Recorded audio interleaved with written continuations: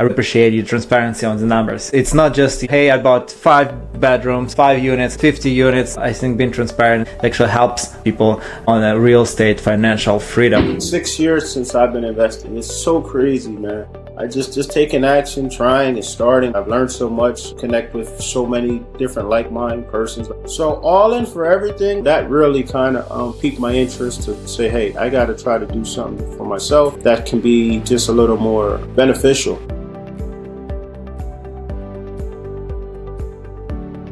Hello everyone and welcome back to the Path of Progress. I'm your host Alex Kononov, and today I'm joined by Duane Brown, a field engineer who's built an impressive portfolio of over 40 rental units while flipping homes and still working on his W-2 job. Well, we'll dive into how Duane went from wiring homes to renovating multifamily properties and the lessons he learned along the way. Duane, welcome to the show. Thank you. It's a pleasure to be here. I know it was a little hectic for us to connect, but I'm happy we're able to sit down and do this today. Thanks for having me. I'm glad we finally connected. And listen, your story is inspiring. So let's start from the beginning. I know you started as an electrician. What drew you into real estate? Okay, so let's say years ago I started as an electrician out of high school. An electrician was a great field, but it was a little wasn't consistent. You know, in the 2006, 7, 8, when the market kind of crashed, that's kind of when the electrician work was kind of dry. So I went back to college. Well, I went to college and successfully completed an engineering degree, and then I began to be an electrical field engineer, working a ton of hours. I worked for PSE&G, the power company here in New Jersey. And there's been times where I work so much hours, like, 60, 70 hours of overtime a week, plus the 40. So it was really tough. Having those long work weeks and making so much money, I thought. But then, of course, you have Uncle Sam, who's a silent partner into that agreement, and literally making 5, 7, 8, sometimes up to 10K a week. You're not even taking home half. So that really kind of piqued my interest to say, hey, I got to try to do something for myself that can be just a little more beneficial. So I began to get into real estate, and I haven't looked back. I enjoy it. It's like my new passion. I enjoy it tremendously. Love it. Well, man, that's exciting. Yeah, I understand motivation here completely. So what was your first deal and what did it teach you? Yeah, my first deal was in 2019, and it's funny, right? Because my first few deals were in 2018, but I wasn't able to close. One seller didn't have clear title, and the other, it was just so many issues. Once we got under contract, I had a bunch of money tied up in earnest, and it took months, and eventually I got out. So my first deal was in Ewing, the same town I live in. It was a 2-family. It became to be an awesome deal. Got the house. It was a 2-family for $125,000 or so. I did traditional 25% down. And how I knew that was going to be a decent deal, when I ran the numbers, the mortgage was going to be about half of the rent. And I'm an engineer and I'm a really good on numbers guy. But when people have like this analysis paralysis and they don't know what's a good deal, that's a simple formula I came up with for the most part. If the tenant pays rent, you're going to cash flow. So if you have a single family house and your mortgage is going to be $750 and that house can rent for $1,500, if the tenant pays a single family, you're going to cash flow. You're going to make some money. So that was simple calculation. So my first deal, 2019, was a 2-family, 125. I put down 25%. I hired some great tenants. They've been there. They're there now. They've been there since I've owned the building. I was able to raise rents very slowly, $50, $75 a year or so. And that building now is worth about, $350 or so. I did a cash out refinance in 2022 or so and put out about $75K and leveraged that to borrow some more properties. So that first initial acquisition has been extremely successful. I'm happy I took the leap of faith. And honestly, many people say, Duane, were you nervous? I said, no, not really. I leveraged my home. I had a HELOC, a home equity line of credit. I took out $50K. And that just propelled me to start. I've since paid that back, and then I've leveraged it again and increased that to continue to be aggressive, to continue to acquire. But it was a great deal. 125 purchase price. It rented for like $2K a month. The mortgage was like $1,100, or I think it was $980 or something like that. So besides the water bill and a little bit of landscaping, it cash flows pretty well. I think it's very important to mention your first investment property was multifamily, but you already had your home residence, right? You already Yes. had your own homes that you pulled out Yep. equity. So, Correct. unwind. You had a lot of information going on here. So, Yeah. just to unwind the whole thing, you had a primary home. You took a HELOC out of it. You got a little cushion because you work in W-2. You don't have a bunch of money, obviously. Hmm. And Hmm. now you go in creative. You tap it into HELOC. You put it down to the house on the house, and you calculate it. How did you learn how to calculate it? Because this is very unique. Now you're looking at the rentals and paying Hmm. half. It's like, okay, I'm making still, even if one unit doesn't pay or we have Hmm. vacancy, I'm still fine. That's why I like Sure. multifamily personally. It's kind of giving you a little hedge over this risk. And now you have pretty safe investment that worst case scenario it's gonna cash flow even if it's not appreciated. You tied in Hmm. your money, you're still gonna get some cash flow from the day one, and you still have those tenants today. So it's been how many 6-7 years without Yeah. a Yep. turnover, which is Yeah. Yeah. great. Which this is is this awesome. is one of the biggest money pit in this real estate journey. Yes. Being landlord is actual turnovers, Yep. renovating every Yep. time and putting new tenants and going through the Sure. process again. But Hmm. now you have Hmm. someone solid there for many years. Absolutely. Okay, love it. So how did you learn to go into multifamily? Usually people like single family and comfortable with that. Yeah. Yeah. Good question. Back then when I was like new, I kind of thought that was the safer route, right? Because of pretty much your vacancy factor, right? If you have one tenant, if you have a single family, one person moves out, you're going to foot that mortgage. So right, what you said. I knew if I got at least a two family, if one tenant wasn't paying or moving out, I had another stream of income to cover. And back then, rates were cheap. I think I locked in like a 4.25%, maybe 4%. Purchase prices were cheap. I mean, since post COVID, everything's even now. I mean, we're years after COVID. All prices are extremely. I mean, we invest in the same market, right, Alex? So all prices are much more expensive now. So I just thought multifamily was safer. And since then, I mean, a little bit after that, I began to look at houses too.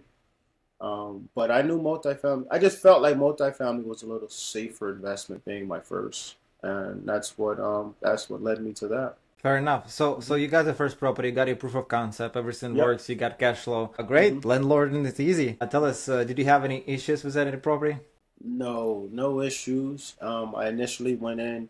They had like a old, I say like a tired landlord who was living in Florida and he wasn't upkeeping the property. So once I took over and I implemented some simple like rent collections, like with different property management software.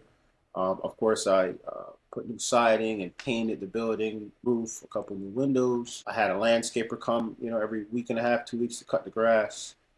So it was a pretty fair agreement, and I guess they were pretty appreciative to get a landlord who upkept the property. No, no big issues, no big hurdles. It's been a very very good investment since I've owned it for a while, almost 7 years. Oh, almost 6 years. No, 6 years. 7 years. Six, Yep. 19, 6. Yep, 6 years. Yep. Correct. Yep, Awesome. November makes 6 years since I've been investing. It's so crazy, man. I just taking action, trying and starting, man. It's like it's insane. It's insane. It's been such a journey, man. I've learned so much, connect with so many different like-minded persons. Like you and I, we've been talking great, and it's so weird. One of my best friends now, I'll give him a shout out. My buddy Mo, he's in Texas now. We talk like so much, like, and it's just real estate, family, so much stuff. But we connected via real estate. You know what I mean? It's an awesome space to be in. It's interesting to see how in such a short lifetime we have Hmm. our lives changing because Yeah, of real estate, and its the impact 100%. is so drastic because you have financial freedom, you have time, you have new connection, new meaningful connections, and now you know what to do. You Hmm. just keep following your path, and you have your and it's interesting, right? We love this stuff. You Love it. actually bring value to the community. You Sure, rehabilitating old 100%. buildings. You make them nicer. You making nice living conditions for the tenants, and now You paying you taxes, you're moving, gonna pay property taxes, big ones, right? which is So gonna it's go up, oh, right? Which 100%. eventually is going to, yep. So It's a win-win for everyone. You gentrify, you improve in the areas, you improve in the tenant base, and everyone is on the best behavior because the building is new and everything is Yep, connected. And you have hands-on landlord. It just everyone behaves differently, and I everyone agree. is actually appreciates what you do. Love it. So what was your next building? What was your next action in real estate after Yep, that two yep, family? yep. That was funny. 2 weeks after that, so it was funny. I had another property under contract when I had the multifamily. So I kind of got a little, I got yelled at by my lender because, debt to income and they didn't want me to close on one before the other. And they were, how lenders can be when you're using conventional lending. So literally 2 weeks after that purchase, I closed on a single family. And that property I got for 95,000. I actually got that from Steve. I got that from Steve. I got 5,000. I put on 25%, and that property rented for 1,500 bucks. The PITI was like 720 bucks. And it's So how many bedrooms and bathrooms there? 3 bedrooms and a bathroom. Has a full attic, so they use the attic as an extra bedroom as well.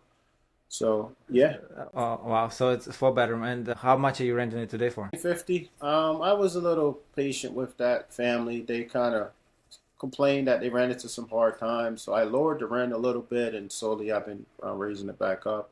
But that house can rent for two grand a month now. I just try to be considerate and mindful, and just give them some moderate increases. But that house, they're getting over on me a little bit. I lowered the rent like 150 bucks, and slowly it's been coming back up. But they're at 1650 now.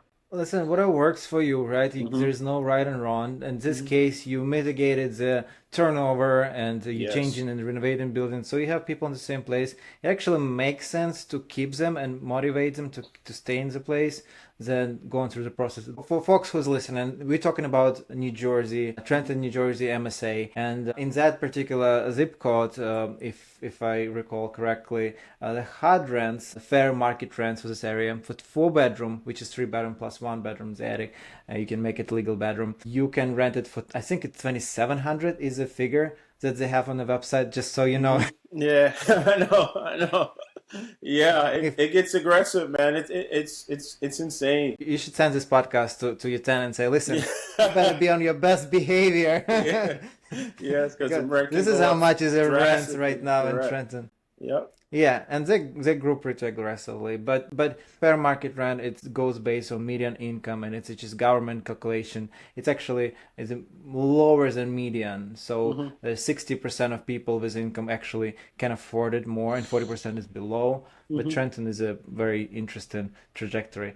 Okay, let's move on. So you got a single family house, you closing it successfully, you got the Hmm. tenant, Yep. which been again with you 6 years, Yep. amazing. Correct. This is great. What were your mortgage, taxes, insurance on the property? That property PITI was like 700 bucks, maybe 750 max, and it rented for 1,500 bucks. And usually when you have single family home, you put your water bill and all the Yep. electricals. There's no other bills besides There's no taxes, expenses. insurance, Correct. and There's no capital expenses. expenditures. Correct. Except exactly. There's no expenses like no landscaping, no water bill, no electric light. Everything falls on the tenant. Snow removal, everything. So if the tenant's paying rent, besides your capital expenditures and whatever savings for maintenance and things you want to allocate, but the rest is cash flow. So that building is in Chambersburg, part of Trenton. I'm pretty sure you know Oh, it. this It isn't. cash it.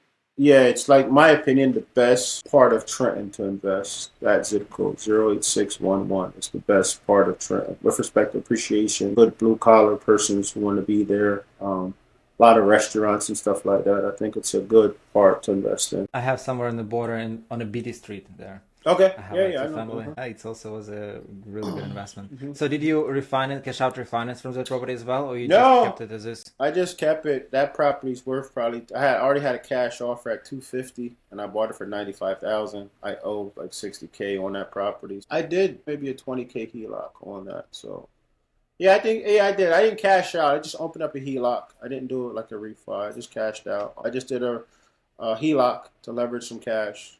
When I was doing some of those bigger multi-family buildings. So just to expand this topic to our listeners, tell us how the HELOC works and why it's beneficial on investment property Yeah, or your home residence. sure. HELOCs are awesome. Whatever, say a property is worth 300K, a HELOC would usually give you about 80% of that value. So if let's say you owe, let's say 140,000 on an asset, but it's worth 300, that's the difference of from 240 and you owe 140. So there's 100K difference. That's live cash equity that you can have access to, that you can use to do whatever you want. You can buy a car, you can put it in a pool, or you can buy investment properties, and that's what I do. So I was able to leverage some money out of that house just to as additional capital as I was doing some other projects. That's the best place to get money, in my opinion. It's cheap money. You usually borrow from yourself. You pay it back at more or less interest only for whatever the draw period is. And it's just a great way to get your access on big chunks of money. Some people have a house paid off or owe not much on a house, and you'd be surprised how much capital you can get access to via a home equity line of credit. And to expand a little further, so to understand the simplicity of it, it's like a credit card, but it's leveraged over your house. And sometimes, I mean, buying car probably won't be super responsible in this case because you still need to give back this money, or you can have, you have to pay for it. But if you need a short-term money, instead of going hard loan or borrow money from someone else, cutting someone a partner, you actually can borrow from yourself, from your own house, and you can buy another property and keep rolling this. And when you refinance the other property, you can just pay back this property, and you can actually leverage a couple of your properties and keep move forward with your real estate game. I think it's a very, very strong, very powerful tool that a lot of people don't realize how common it is nowadays. But the only thing, you have to be responsible, right? Sure. Everything's about responsibility. You Like have all to be. loans and all the like credit cards, it's easy to swipe it, Yeah. but you have to pay it back eventually. Yeah, yeah. A lot of people always say, "How'd you get started?" or "Can I do this?" or "How could I do this?" And some people think you got to have a ton of money. In my opinion, you need money to get started in real estate, but you got to just think about it. Like if you have your own home, sometimes you have a little equity there. If you have a decent W-2 and or a W-2 and you got a 401k, you can leverage that. Like there's ways to get access to capital. It's definitely a risk though. Everything's a risk, you know what I mean? But if you're careful and calculated, it could be extremely rewarding. You can be very successful with it as well. 100%. So you got a HELOC from this property, and hey, I just heard a little bit that you started investing. You wanted a little more cash for your multifamily acquisition. So tell us a little bit more about that. Yeah, so all right, I'll back up. So after I did that purchase, I go bought a couple more single families, a couple more small multifamilies. And then I was introduced to by my buddy Mo, who's an investor, to hard money and DSCR financing, fix and flip financing. And that was very, very like, introduce him to the BRRRR method. You know what I mean? Once I learned that, I said, wow, this is awesome. So at that point, I was very calculated when I was doing the BRRRR method to ensure that um, when I did my refinance, I was getting back all my capital out, or I left little to no money left in the deal. And I know I probably could have had another 15, 20 units if I wasn't as aggressive with that model, like back in 21 or 20 or stuff like that. And I could have even picked up some as flips, but I just had the mindset of when I do my 70% or 75% cash out refinance, I don't want to have any money left in the deal. I want everything back out. And now I sit back now knowing that, deals are a little more difficult. If I had left 5 or 7 or even 10K left in some of those deals, I would have been sitting in a even better spot now. But hey, that's what it is. What it is. But yeah, I just kept once I learned about fix and flip finance and the hard money, I just kept acquiring. About a year and a half ago or so, I finished my two biggest projects of date. I did them both at the same time. There were two multifamily buildings, two six-family buildings each. So I have total 12 units, one street right next door to each other. 496 is one, 498. So there are two buildings that are even literally connected. Took Was me was about selling by the same.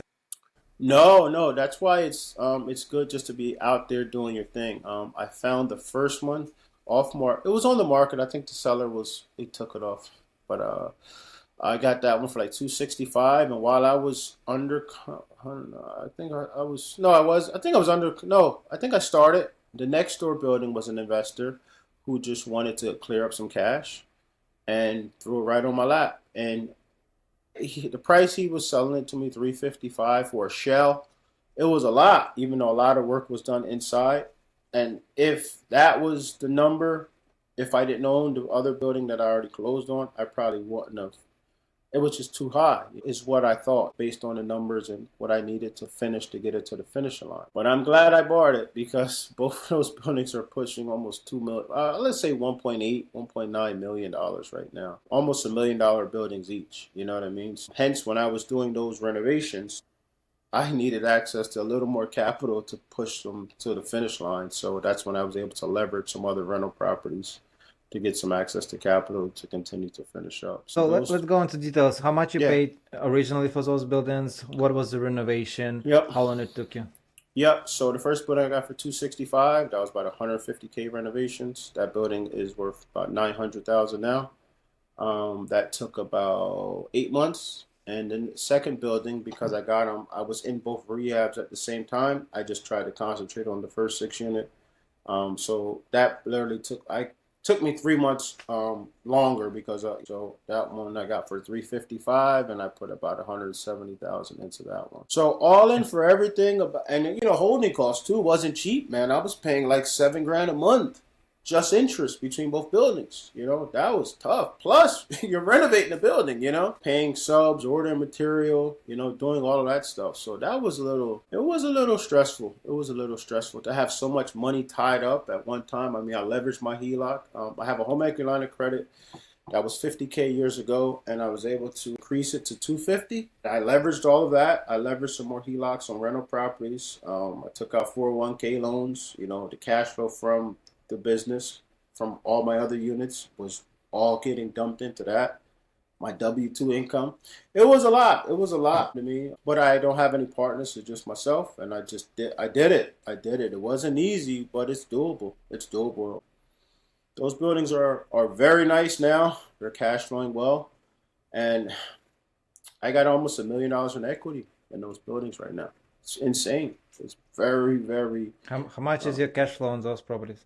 Um, PITI right now is like $8,500, I think, maybe $8,800, I think. But let's say 9,000, and the building rents for like 17,000. So 7,000. besides the water bill that I have to pay, which has been reasonable, the water bill has been like $400 a quarter, and I didn't know what to expect from the water bill. 6 families each, like 6 families and kids and shop. So I was expecting probably about $1,000 water bill every quarter for each building, and it's been like $400, So that's been good. I have common area electrical and light, heating in the building, but nothing has been too much. But building What did you cash do flow. with the heating in the building? Was it? You said it was a shell. So what did you put there? I put mini splits in some of the units, and then some of the other units did have forced hot air with central air. So all units have heating and cooling central air. If it's not a mini split, it's ductwork with central air. So how does the mini split work for you? I know New Jersey can get really cold. And how was the winter? Have you went through the winter Yeah, already? yeah, correct. Those? No issues. I've had some issues, but not with the mini splits. Just some contractor installation issues. He didn't. The line sets he ran, he didn't tighten some of the connections, and with the refrigerant, he had some leaks. So it's been a little, but that's not on the mini split. That was just on the sub who did it. So I had a little issues with that. But with respect to the heating, the ample, is the heat ample enough for the tenants? It is. And what I did as an electrician years ago, and I still have that in me as an electrical engineer now, I had myself and my guys who helped me do the wiring. I put in a 220 line in each bedroom, like in each bedroom, in each bedroom, living room, just as a backup. And I just put a blank plate over it. So if that mini split ever takes a crap, all we got to do is run to Home Depot and get a 6 foot, 8 foot long baseboard heater, 240 volts. And now that's electric heat that's going to fall on the tenant as well. And now we have ample heat. So I was a little nervous with the heating system with mini split. So I said, you know what? That's a fail-safe. A 240-volt Yep. baseboard heater is always going to work, and it's always going to heat up the space. But Did you all in put all, go ahead. did you put it in every room as well? The 20? Or you The just where? how many rooms is there? How big was the apartment? I put them in every room. Every single room, Every every room. bedroom, every living room, everywhere has a 220 line. I don't have any baseboard Nice. heaters installed except the bathrooms. You know, in the bathrooms, like the units with mini splits. For instance, a one bedroom will have a dual mini split, have two heads, right? So you have one in the Right. living room, one in the bedroom. There's no heating and cooling in the bathroom, so I had to put in a baseboard heater. But every unit has a 120-volt line. I call it a whip or a junction box, or just it's a box in the wall that's covered by a pretty white plate that originates from there to the electrical panel. So Nice. always, Smart. if a mini split takes a crap or I'm tired of them because of maintenance or whatever the case is, I can pull them out and just put in a baseboard heater, 4 foot, 6 foot, 8 foot, and now the tenant can maintain that and they'll have to pay it, of course. But the value of mini splits, of course, is not only heating, but it's also cooling, and it can Yes, get really hot in summer. But baseboard heat won't do that. So it's correct. really important that you Hmm. get actual value add here for the tenants as Yes, well, and they of will course, appreciate it too. 100%. Well, window units are awesome. I mean, are easy, but some people don't like the safety aspect of it and all that. But the mini splits, I mean, it just provides a nice, cool air. It's modern. It's efficient, much more efficient. Yeah, when tenants walk in and they see the building is new, the kitchens, you know what I mean, the flooring, everything's new. And now they have central air cooling and throughout their unit. It's definitely enticing for them. Love it. Great Hmm. work. So Yeah. what are the units size in these buildings? Are they all studios or one bedrooms? Yeah, so the first building, there's three one-bedroom units. They rent for I don't know, about 1,300 to 1,300 or so a month. Yeah, 1,350, something like that. And then there's two studio units that rent for about 1,200 bucks. And then there's one two-bedroom unit that has a second floor. That one's a pretty big unit, maybe like 1,400 square foot or something like that, and Nice. that one rents for about 1,900 bucks. So the first building's a little over 8,000, and then the next building next door is what does that have? That has two bedrooms. I think three one bedroom. Yep, that has three one bedrooms. So that's total 5 units because you have two bedrooms, three one bedrooms, and then it has one studio apartment. So those rent for anywhere from 1,200 bucks all the way up to about 1,600 bucks, and that's like the same. And when did you finish this project? When you started it and when did you finish it? Um, hmm. I acquired these. Okay, the first one I got September. I remember September 5th of 2023, and the next one I closed on November something 2023, and I completed the first one in May of 2024. And then the next one I completed in October of 2024. Yep, perfect. Mm-hmm. And you said you met the owner of the other one later, right? So Mm-hmm. first you got first building, but so how did you meet? Did you meet the owner outside, or you just decided to cold call the guy and say, "Hey, listen, No, I'm actually just got the building." no, I was actually just working on that building, and my agent called me and said, "Hey, Duane, the guy next door is an investor. He's looking to get out." And I'm like, "What is it?" He said it's a multifamily. I'm not sure how many units. He said, but he a lot of the work is done, and a lot of the work was done. A lot of the roughing inside was done. The line sets were ran. Plumbing was a lot of the plumbing was done. But no permits? No, he did pull permits. He did pull. Yeah, he did Okay. pull permits. He did. So, architectural plans were already given to me. So it was pretty much a change of not a change of contract, just a change of owner. And funny enough, that guy who I got that we're buddies to this day. He's a great resource to have. They have I probably they probably have 100 over 100 units in Trenton, and they're doing real estate development now, and they have their hands involved in a lot. So yeah, he's definitely a resource or a friend that I can connect with. He calls me for things if he has questions, and vice versa. So So it's so what was the motivation there? Why did he, if he's so well established mhm. in that area, why did he sell it? I think he wanted to concentrate on some of the real estate development. Right now, I spoke to him a few months ago. He's working on a big, I forgot the many units. Maybe he's going to I think he's turned like an old bank into like 80 units or something like that. He literally did a 1031 exchange with the proceeds from the building that I bought from him. So he just said he So had a lot of money tied up, and he just wanted to concentrate on other bigger assets too. He wanted to do bigger stuff, and for me, where I was in my portfolio, I was that was perfect for me. Good experience, and just a nice asset to add to the portfolio. I mean, it's great. You never know, right? And Hmm. interesting part, you build a relationship with a broker, and broker called you back. So Hmm. you still kind of went through the broker, and he didn't find you directly. And it just reassures the point that hey, you need actually to be out there. You need to Hmm. communicate with brokers about your actions and what you do and what you're looking for, and then they can call you back and say, hey, listen, I might have a deal for you. Here you go. Hmm. Yep, exactly. Listen, this is very cool. So you took one step at a time. In you, I like how you sliced it. First, you focused on one building, finished Hmm. it, you started renting it, and then this cash flow helped you to keep you afloat because it's substantial, and at least paid your bills until you finish the other project. So that's a very interesting. And even though it took you from point A to point Z 5 years from your first family to the last one that you do, even though the time changed, the interest rate changed, and Hmm. a lot of changes happened in the market and in general, you still was able to do the same math, right? You have your 50% rule applied here as well. Hmm. Now you have 17,000 in rental income, and your BITI is only 9,000 or like 8,500 something. So which was great. Tell Sure. me, how was your taxes on the property? Did they increase or they stayed flat the same Hmm. way? How was it?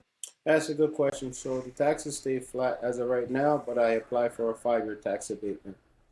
So the taxes are going to go up.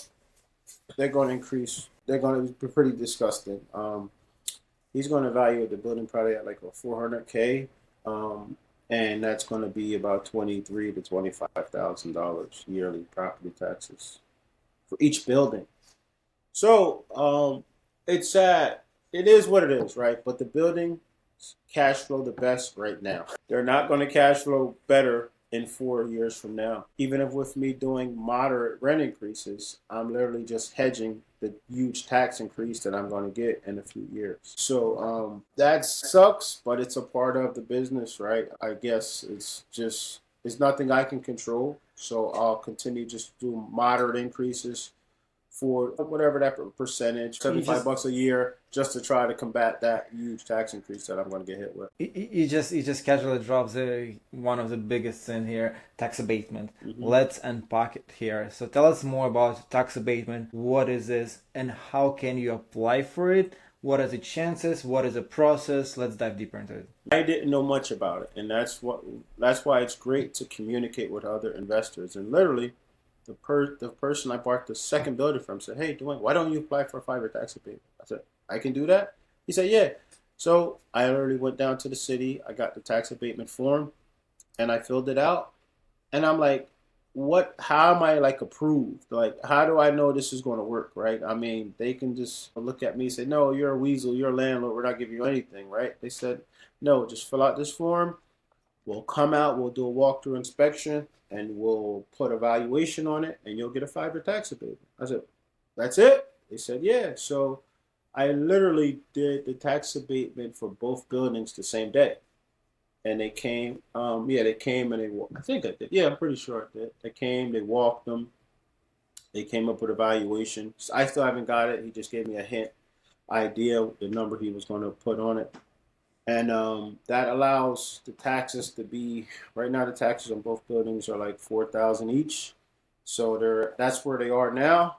And in 5 years from now, or 4 years from now, they'll be increased to the new tax assessment rate value that he's going to put on it, which is probably going to be 400K. So basically, they just freeze your taxes as is right now. They don't do reassessment on a purchase because, like for example, his properties were assessed at 100,000 each. Because it hasn't traded hands for the longest time, and now usually on sale it triggers Mm-hmm. reassessment and it just pulls the value and goes back to the higher tax bracket. And but with tax abatement, he says he comes clean with the city. You say, hey, listen, I actually renovating this place. You can see by permits. They will come regardless because Mm-hmm. they see permits and something happens to the property. But now he's like, yeah, I did a lot of work. I improved the housing, and usually in this case, it works with investors, and happy to freeze those payments for 5 years. So for 5 years, he'll be cash flowing super good because of that. And in 5 years, maybe he'll sell it to another investor, or maybe, and his rents will be increasing 4, 5, 7%, depends on the market. Usually it's 3, 4%, right?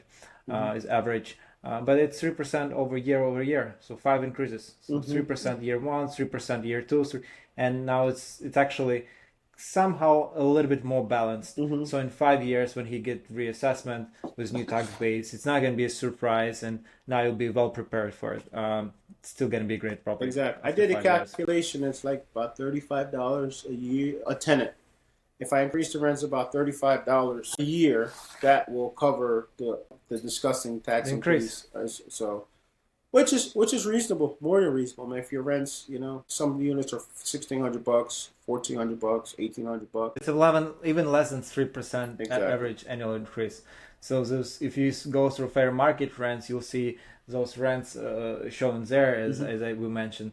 2 bedroom probably is 1,900, and yours is high square footage, so it's not really common. So and it's gonna keep increasing, and it's interesting. Very good. So what is the timeline on that? Did they already approve the tax abatement? Did they say It's been approved. They had a rule. I forgot. They said they wanted me to do it. I may not have did them both in the same day. I don't remember. But you had to call the tax assessor 60 days or 30 days prior to you getting a CO or whatever rule that was. So prior to people moving in, I had to have the tax abatement guy come. Yeah, I did on 2 separate days. I think I remember now. And they came and they did their inspection. And I didn't know it was so simple to do, but it's definitely a benefit that they have for investors and persons when they are fixing up and adding value to these buildings. It's it's an incentive. I know in some commercial buildings they have like 15 or 25-year tax abatements. I've heard. I said, wow, I wish that applied to us in small residential multifamily. That would have been great. Yeah, listen, you use whatever you can get Hmm. and to maximize your cash flow and protect your investment. Yes. And I think there's a lot of wisdom in it. So tell us, you like multifamily, obviously, you like smaller buildings. So what are you up to nowadays? Are you still looking for multifamily properties, or you flipping houses? Hmm. Yeah, I look at whatever makes sense. Right now, I'm flipping a house in Ewing. I just finished up. I had an open house today. Got an offer yesterday at full asking price. So my next shift, I think, is to definitely flip more houses just to have a little active income coming that way. I want to leave my W-2 job like soon. I love it. I love the electrical engineering field. I enjoy it. But I just feel like I have more freedom and flexibility if I just did real estate full time. But currently now my goal is to do about 5, even up to 10 flips a year. Sounds aggressive, but I know it's feasible. However, it's just the market. It's the market, and me enjoying my comfort zone, investing in my own backyard, definitely limits me a little bit. But that's kind of my plan now to continue to acquire rentals and continue to buy homes to flip. Yeah, that's kind of where I am with that right now. So you have already like 40 houses, 40 apartments under your belt, Yeah. and you've done some flips along the way. So what were some of the biggest lessons from those renovations? That's a good question, brother. Be patient. Be patient. Nothing's easy, but nothing's impossible, if that makes sense, right? So I always you can have a project and you're anticipating it takes 3 weeks, and then it takes, 5 weeks. The flip we just completed, it was a 5-week flip. But dude, we did so much. We did so much to get it to this point, and now we got 4 to 6 weeks before we get any money out of it. You know what I'm saying? Because that's just the nature of the beast. We looks like we'll be under contract on Monday. We're gonna have final and best offers by tomorrow morning, by tomorrow afternoon. But still, you still have money tied up until you get to clear the closing, go to the title company and pick up that check, right? But nothing's easy. Nothing's easy, but it's doable. It's possible. I think people So get lost in the sauce about investing, and they just never just try or apply themselves. But usually people just talk about it but never pull the trigger, and that's a 100%. problem. Taking an action. In your case, I think it was one of the most instrumental parts in your success. And you'll be Um, surprised. So many people, oh, Duane, I want to do that. Oh, Duane, can you be my mentor? Oh, Duane. And I'm just like, Yeah, but I can only show you so much. I can show you so much and give you some literature. I can give you some numbers, give you a rental tool calculator, but it's up to you to try to, you know what I mean, apply yourself and immerse yourself. But dude, before I started, every day I listened to podcasts, webinars, audiobooks. I went to real estate meetups. Like I was locked in. I was locked in. Once I got like a little before I even got my first asset. I locked in. I just said, okay, this is what I want to do. I'm pretty sure you're familiar with Bigger Pockets. I was immersed in that, and I said, okay, this is cool. This sounds good, but people don't do the work, and it's good for us because we have less competition, right? I'd say 50% of people who say they're going to do it are never going to do it. Another 25% of people probably just want to invest other places or they may not be in a financial situation to do it. So now you have a pool of 25, another 25%. And God knows, it's just a simple example, but I just think it's just, I don't know, people are scared or whatever the case is, or people aren't ready, but it's not that many of us in this space. And it's not a difficult space to be in. It's really not. It's not a difficult space to be in, but it's very rewarding. But I have noticed as markets have become more difficult lately with price points, interest rates, and all that, it's been a little more difficult. But it's the same persons in the space, and we're just trying to get deals and trying to continue to acquire assets. It's also important about taking a risk, right? So Mm-hmm. you took a risk initially. You took a HELOC. It was scary in the beginning, right? Took a Mm-hmm. HELOC from your home residence. You're taking all money, and now you're gonna be on the hook for additional 50,000, and you put in a new property that you know is gonna work. It's supposed to work by Mm-hmm. math, but you don't know. But you immerse yourself into, Mm-hmm. and this was a reason why creating podcasts like this to motivate and inspire people. With your story here, Yep, and you just from regular blue collar that's it. electrician wiring, you just grinding your way Mm-hmm. through, and in 6 year transformed your life. And me the same way. I started in real estate a year before my first property. I was soaking on Bigger Pockets Mm-hmm. podcast, learning about BRRR, and I'm like, okay, I know this strategy have to work. I live in Boston at that time, and nothing worked financially wise. So we started looking in New Jersey, out of state. It was 5 hours away, and I managed my first rental. But listen, at the end of the day, it worked. And in my first year in looking for real estate, I underwrote 500 properties. I had Wow. a calculator there. I was like, I was That's on. like I said, you were locked in. You knew it was a path you wanted to be Yeah. on, so you did any and everything you needed to do to make sure things make sense before you pulled the trigger. Yeah. Dude, not many people are going to do that. Not many people are going to underwrite 50 deals or 10 deals. They're just not. They're just not going to do it. Oh, how they're just not. They're not going to come up with their own criteria. They're not going to say what market they're just not going to do. Okay, I want to invest here. What do you want to do? You want to flip? You want to do short term? You want to do buy and hold? You want to wholesale? What do you want to do? They I don't know. I just want to do real estate. But you got to figure it out. What's your return on investment? You want to see 20%, 15%? You want to be a little better in the stock market? Like, what do you want to see? I don't know. Like, they just don't. Here's a tool to analyze a deal if it's going to cash flow. Run And five, run 10. Are they going to do it? No. and I think it's with this world changing, right, with AI, with information so accessible, it's actually getting overwhelmingly for people. Too Mm-hmm. much information when we have Mm-hmm.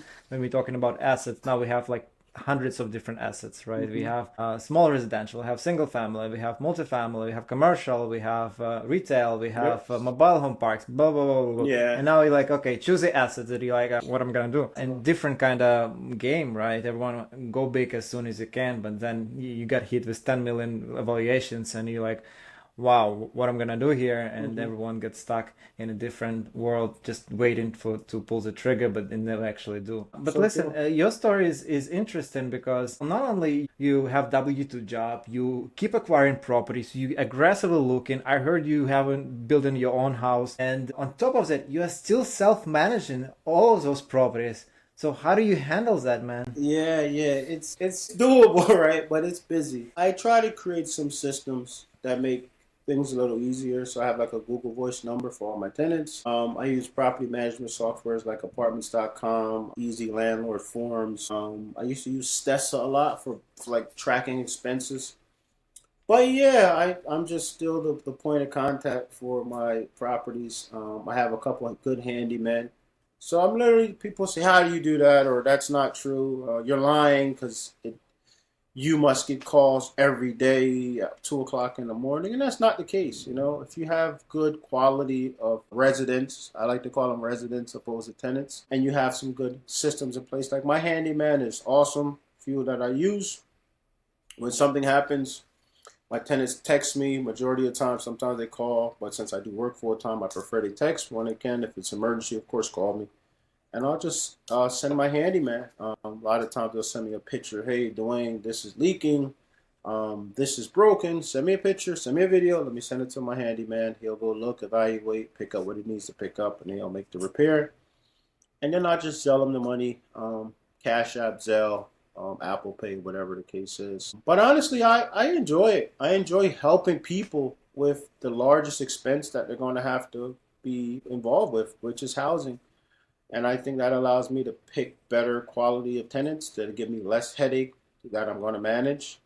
Because you kind of see the dynamic if you're when you're getting to know someone. Is this someone who I want to take on? You know what I mean?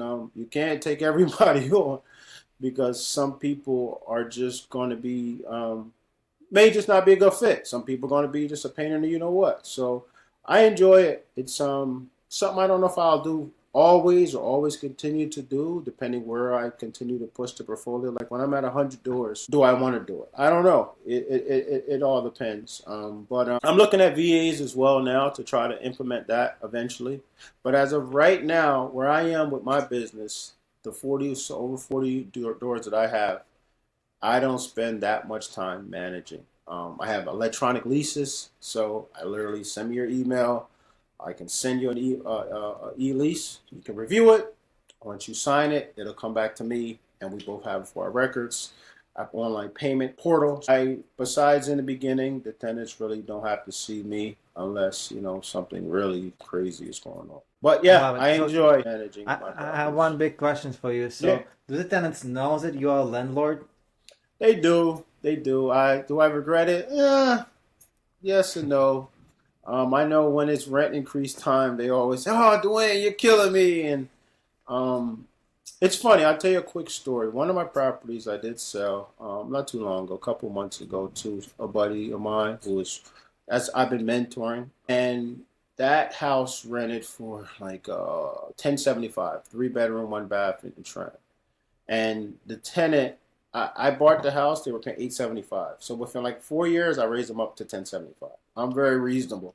Every time I gave him an increase, he complained, complained, complained. So when my property sold that property, my buddy went met with the tenant and told the tenant, "I'm not the owner. I just work for the a company.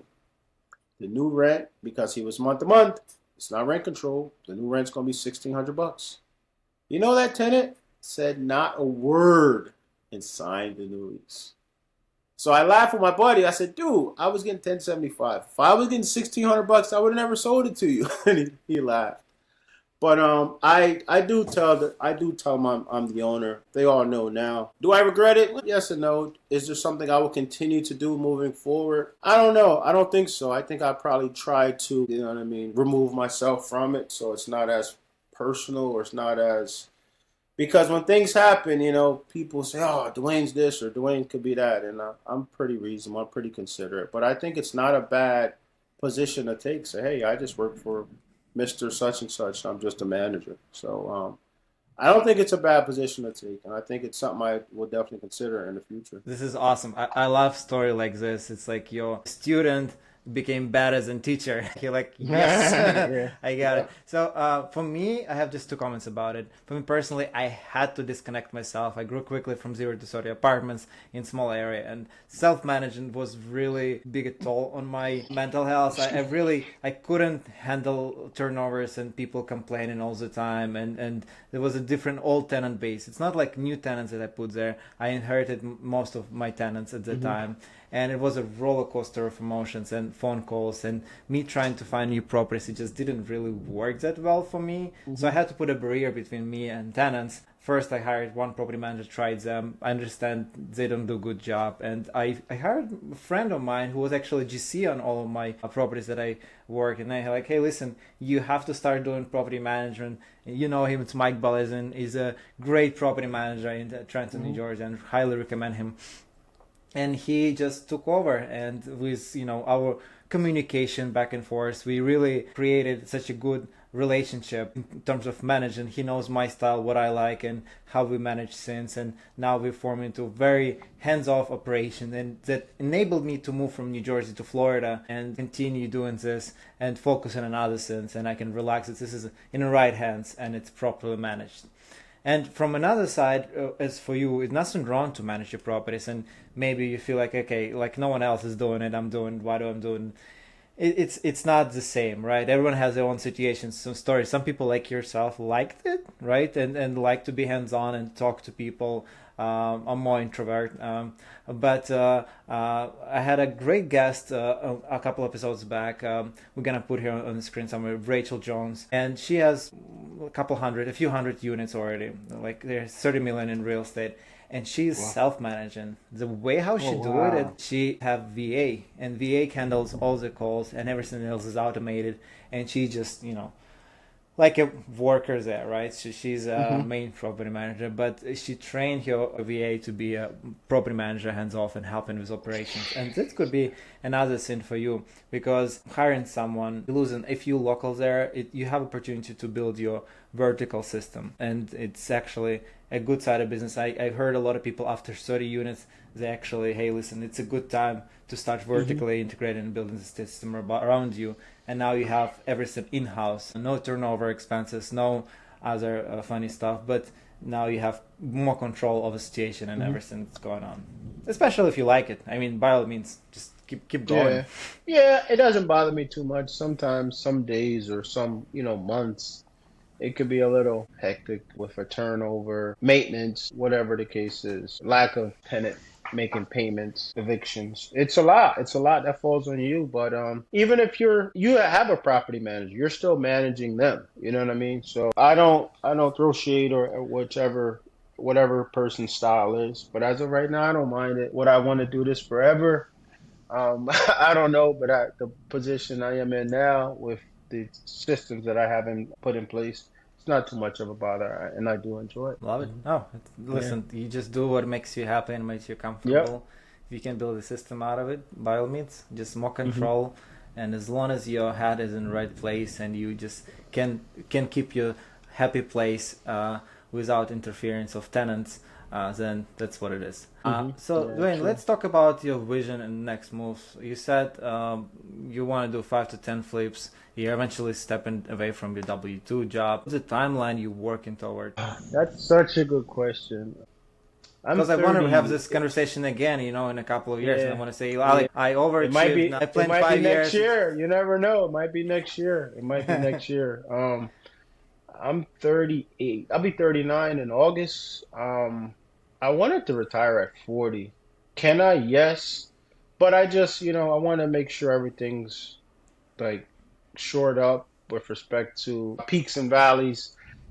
If you're getting, say you need 20K to retire, you're getting that and your expenses are 10, but you get a you get another 6 unit or 8 unit. And now you need to use some of that cash flow to fund your deal, fund your project. So I want to make sure I'm accounting for that. Vacations, of course. But my kids, I have 5 kids. My son's in college now for engineering, and I have 4 more behind him, right? Nice. So, and medical too. Medical isn't cheap. So I got to figure all of that stuff out. And now that I'm kind of getting closer, it's conversations, and it's something that I'm looking into more now. Like I said, I'm building my new primary house. It's gonna be awesome. 5 bedroom, 5 bath house, over 2 acres. It's something I'm very excited about. So I just want to make sure everything's in line with that. I'm looking to just transition into my day-to-day. My title is a senior test engineer. So in PSENG, we do all the electrical testing in all the substations. I'm looking to transition from the field test engineer to like more of a engineer that works from home a little bit and has much more flexibility and does more, calculations with like your load analysis or power flow, whatever the case is, right? But I'm at a point where I know I don't have to work anymore. I'm just literally just shoring things up. But it might be next year. It might be next year, or it might be in 2 years from now. But and I don't hate my W-2 either. But I just want to. If I didn't have so many kids and wife who spends so much money, right? I think I will be probably. I probably would have already phased myself out. But I don't hate my job. I enjoy it. But I want to say flip a few houses, few houses a year to just add some more income. That'd definitely give me the way to say, okay, I can retire. If I can flip 5 houses a year, that'll cover my W-2 job and then some. And I can still buy rentals and still be aggressive. Hopefully in a couple years, if I'm working at 45, I'm going to be pretty upset with myself. I don't want, I want to be out. I'm ready. I'm ready. But I'm taking my time. I'm not being selfish. I have a family, I have a wife, I have kids, so I got to figure all of that out before I can just say, okay, I'm done. So do you have some number in mind that you're like, okay, when I hit this much of passive income, I will be comfortable of moving to the next stage of my life, just focusing on Yeah, the real estate? I did, but it always changes, right? Before when I first started, I said, okay, I only wanted I only wanted $1,500 a month because I knew my job paid whatever the six-figure job. I know it pays well. So if I get $1,500 a month, I'm doing well. Then I said, okay, once I got my first 4 units in real estate, I got in like 3 months. In November, I bought one. November, I bought my second, so that was 3 units because the first was a multi. And in January, I bought another. So starting out within 3 months, I had 4 doors. And I'm like, oh, wow, this is good. Like, let me just get to 5K. So then I crushed that number. So now it was like 10 and now it's like 20. So I don't know. I don't have an exact number yet, but I would say roughly, it sounds crazy, like 30 to 30K or When you so. get to that Just point, you're like, okay, maybe 50 sounds yeah, better. yeah, exactly, But exactly. listen, And once I get to that, appetite grows, and mhm, you have expenses growing, and your trips mhm, getting more fun, fancy, and sure, kids sure. they need more expenses. You Yes, need car for yes. each And of them, and healthcare like, too. Healthcare is probably going to be 3K a month, easy, for my yep, size family. So, no, I don't have a solid number yet. I don't have a solid number yet, but I need direction. to. At least you work in the direction. You Yes, keep growing. exactly, As long as you're exactly. growing, that's all that matters. Exactly. Very good, Dwayne. I have last few questions for you. So it's gonna be quick hits, lightning round. So whatever first comes to your mind, let us know, and Okay. we'll just roll with it. One book or resource that shaped your real estate mindset. Oh man, can I have two or just one? You can have book, you can have podcast, you can have whatever you actually Um. inspired you on this Wow. journey. Oof. I would say one book was definitely, it sounds like a repeating offender, but it's a good one. Rich Dad Poor Dad by Robert Kiyosaki, but another one was The Compound Effect by something hard. Darryl Hardy, James Hardy, I forgot, something hard. The Compound Effect was an extremely powerful book just to illustrate it, just how being disciplined and deliberate can really change your future. So I would say Rich Dad Interesting. Poor Dad, of course, The Compound Effect, and a podcast that was on Bigger Pockets 270 something, I forgot. It was called oh man, something with your truck. And I can take pictures of a truck. I can vacuum a truck. If you ever Google that, I think the guy name was Bryce Stewart. Vacuum the truck, and it pretty much just illustrated a guy who wanted to sell a truck because he wanted to get into real estate, but he had no idea how to sell the truck because he owed money on the truck. But he said, well, I know how to vacuum a truck. And the wife's like, what the heck does that mean? That means I can vacuum the truck to start taking pictures. I can start showing it. And during that process, he was able to sell the truck and use the proceeds to pay for real estate. So sorry to be Really good. so yeah, so a podcast on Bigger Pockets and two books, Rich Dad Poor Dad and The Compound Effect. I think this podcast wisdom bit was actually correlating with compound effect, right? As your actions Yep, compounding one to another to third, and now you have 10 actions, and now it will lead into to something else. And this is very 100%. powerful. Very Hmm. good. most important trait for a business owner, real estate owner, it's important to build? Ooh, what is the most important trait? I would say just to take action, just like despite what you're doing, what your vision is, you have to start, right? So many people don't start. And you never know what could be if you don't start. You don't try to like say, okay, I can do this, I can do that. I heard Denzel, I think it was Denzel Washington had a quick thing. He said, imagine when you're laying on your deathbed and right before you go to heaven, there's five ghosts in front of you. But these ghosts are literally reflections of yourself, that things you could have been, but you never took action. One guy's big and in good shape.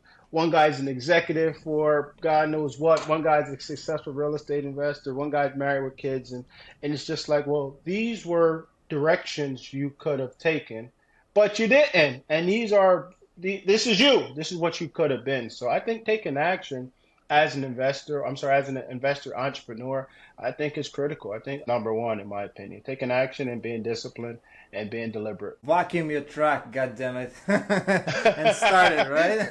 Yes, 100%. You Yep, gotta start the process. Taking action. Got to. Okay, Taking action. one thing you wish you had learned earlier. One thing I wish I had learned early. Wow, I think I know this one, but I wanna hear from you. Yeah, one thing. That's a good one. One thing I wish I had learned earlier. I wish I had learned earlier to buy real estate. I started at like 33. I'm 38, probably 32 or so. I had opportunities years ago in my mid 20s, to buy, and I just was like, oh, I'm not sure. And when you're young, you're looking for your first house, or you're looking to buy a car, or whatever the case is. I wish I was more deliberate about growing my net worth, my wealth, and increasing my portfolio. I wish I was more engaged with investing years ago. I hope that answers your question. It does. You also mentioned you wish you knew earlier about DSCR loans. Oh, that's true. That's true. That's true. Funding is a great tool. Is a great tool. I would have had much. I probably could have had another 20 to 25 units if I was more aggressive with deals, but the funding aspect would have really helped me even more. Once I learned funding, it really propelled my portfolio. So you're right. Funding. But I think it's all together, right? Taking action, learn and do everything all together. But everyone needs their own time to get to the point that you're like, okay, I'm comfortable start doing this. I'm comfortable looking at it. And everyone has their own seasoning period, right? Like in London, the same thing here. On a personal level, on your passive progress that you need. Okay, now I'm comfortable. Let's actually, something shifted in my head. Okay, awesome. Gotcha. Duane, I have one last question for you. If someone wants to reach out to you and talk about real estate and investing, how can people get to you? Yeah, primarily Instagram. Instagram is where I'm on. My handle or name, I don't know what it's called, is one rental at a time NJ. So it's one underscore at underscore rental underscore. There's only myself and another person, Mike Zuber, who has another great channel, another great content that has that name. But mine is one rental at a time NJ. His is just one. But yours in New Jersey, and New Jersey, correct. We will cross tag you everywhere so you guys can see the content from our page. We're gonna tag Duane everywhere, and you will be able to find him and contact him on Instagram if you really want to learn about New Jersey real estate, maybe partner up with him on some deals, and look forward to some new content. Sure. Awesome. Send me all the deals. Send me all the good off-market deals as possible. You and I will take them, right? So, wholesalers on the speed dial. Wholesalers, come on, please, come on. Water's warm. Send them my way. We can close. We'll close quick, right? Very good, very good. Duane, thank you so much. Listen, I really enjoyed the conversation. I learned a few things here as well, and I love that you shared so many details about your personal journey and handling all of this stuff. We went really deep into some of your deals, and I really appreciate your transparency on the numbers. I think that's what listeners like to hear, and really 100%. validate it's not just, hey, I bought 5 bedrooms and I bought 5 units and I bought 50 units. Now you're going deeper and you're like, okay, this is actually what it costs to do this. This is how many units, what size, and how much rental it is. And every market is different, but I think being transparent and sharing this knowledge actually helps motivate and inspire other people to join our journey and our path on a real estate financial freedom. I agree. I agree. Thank you. Thank you for having me, Alex. I'm glad we're able to connect. I'm glad we're able to talk about real estate because I think I speak for both of us. This is like our passion. This is life for us. So it's easy for us to talk about it, and that's why I made my real estate. My Instagram page. To document my journey, but to inspire others. So definitely. Thanks for having me, brother. Love it. Love it. All right. And for everyone else, thanks again for tuning in to Paths of Progress. Don't forget to like, comment, and subscribe, of course, and we'll catch you next time. Keep moving forward.